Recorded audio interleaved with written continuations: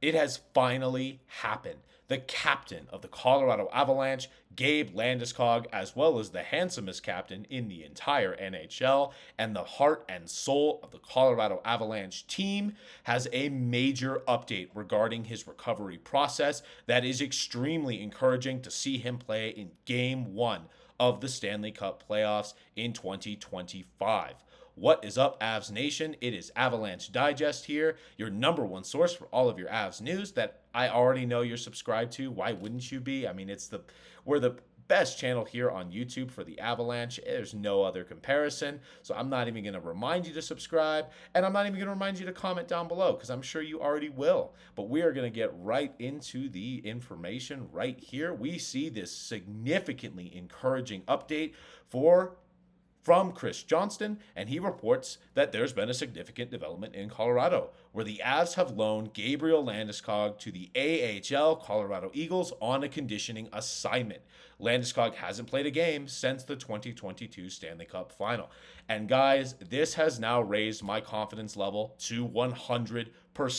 Now that Gabe Landeskog will return to the Colorado Avalanche, there is no doubt in my mind at this point in time. A conditioning assignment was the last little hurdle that we had to reach for me to be able to say that absolutely he will return. And now AHL hockey, the minor leagues, is professional hockey. He is going to play his first professional hockey game since this shift right here. This was in the 2022 Stanley Cup Finals, and this moment where he's helped to drag off the ice by his team was the last time he ever touched the ice until right now with the Colorado Eagles. And let's see him right there. You can actually see in this picture, he's to the right, dressed in that powder blue.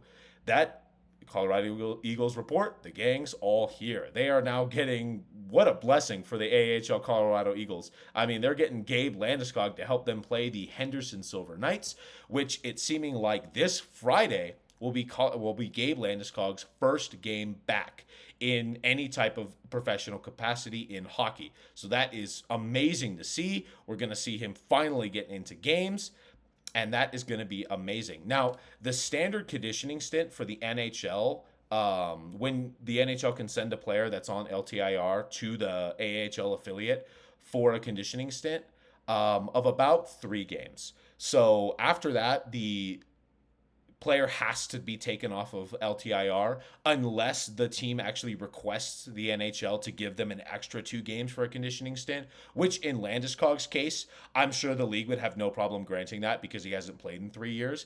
But really, the Eagles schedule actually has 2 home games, which is this Friday and then Saturday. So Landeskog is planning to return either one of those, and then they go on the road. So most likely, you're not going to send Landeskog on the road for an AHL game. You're just having him play those 2 or 1 Eagles AHL game, and then he would return to the team because actually by that time, you're kind of looking at a situation where the Avs are then practicing and ramping up for playoffs. So you would assume that Landeskog would be here for that.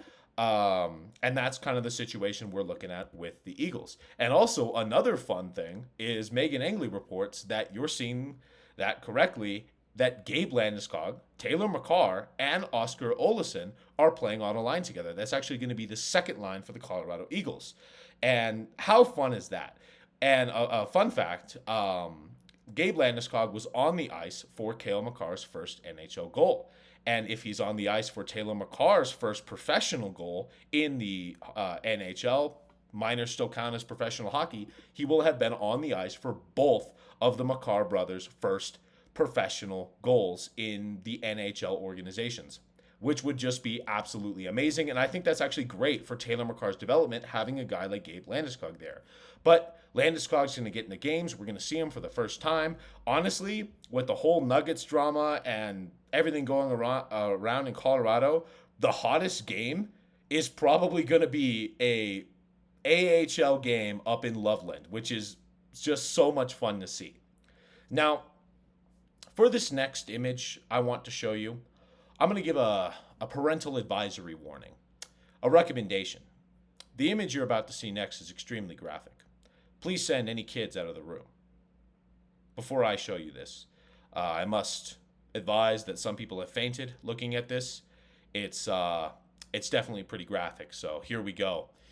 yeah, that's just horrible to look at. Honestly, I don't know who allowed this to be a thing. This is just horrible.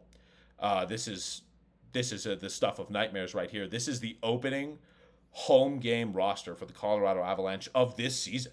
You can see that entire second line of Nikolai Kovalenko, Casey Middlestat, and Callum Ritchie are no longer in this organization. They have been fired into the sun to be able to get better players and better depth for this Colorado Avalanche team. You can see on the bottom six, really, the only difference you actually see on the bottom six is Ross Colton and Parker Kelly now have centers which allow them to be free from their shackles and play on wing where they rightfully are.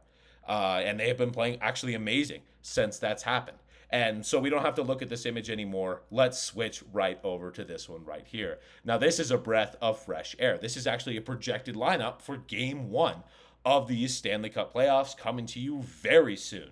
As you can see, there's a little bit of some hopium, we'll call it, with Landeskog on the top line. I don't predict that this will happen. I don't think we're ever, unfortunately, going to see the three-headed monster of Landeskog, MacKinnon, and this time Necas, actually, instead of Mikko Rantanen. I don't think we're ever going to see that again. If we do, what a treat. But really, I'm more predicting Landeskog is going to switch places with Lehkonen on that third line. But honestly, if we get top six Gabe Landeskog, even second line Gabe Landeskog, this roster is going to go all the way to the Stanley Cup final in this gauntlet of a Western Conference. I mean, really, you look at all the teams the Avs have to play. They have to beat two top five teams in order to even get to the third round, in which case they would probably then play Vegas. Talk about the hardest journey to the Stanley Cup ever. I mean, if the Avs get to the Stanley Cup final, it's no short of a victory already. But, I mean, you look at this lineup, and of course, you see Coyle, you see Drury, which have now freed up all the wings to play. You have an entire fifth line, which is pretty great in and of itself. I mean, Miles Wood has been playing great as of late. Jimmy Vesey is really solid defensively and starting to contribute offensively as well. And Yoel Kiviranta has like 17 goals this year. He's been great. So, really, you have Wood, Vesey, and Kiviranta, and then probably Parker Kelly, all fighting, four bona fide good NHLers, all fighting for that fourth spot. What a blessed position to be in for the Colorado Avalanche. I mean, this is just so amazing to see this lineup after just the decimated lineups the Avs have had in the past. I'm going to flash that at you one more time. All right, it's done. We don't ever have to look at it again. But oh my goodness gracious, what a blessing to have this roster. And Chris MacFarland deserves the GM of the Year award. I mean, really, everything he's done for this roster has been amazing. As you can see, I've talked at length about the forward core. You can see the defensive core. Everyone thought Ryan Lindgren was washed. I mean, he was not playing well on a top pairing on the Rangers. Turns out all he needed was less ice time and more load management, and he's great. Sam Malinsky looks reinvigorated. He looks like a diet Cale Makar, and we all love Diet Coke, don't we?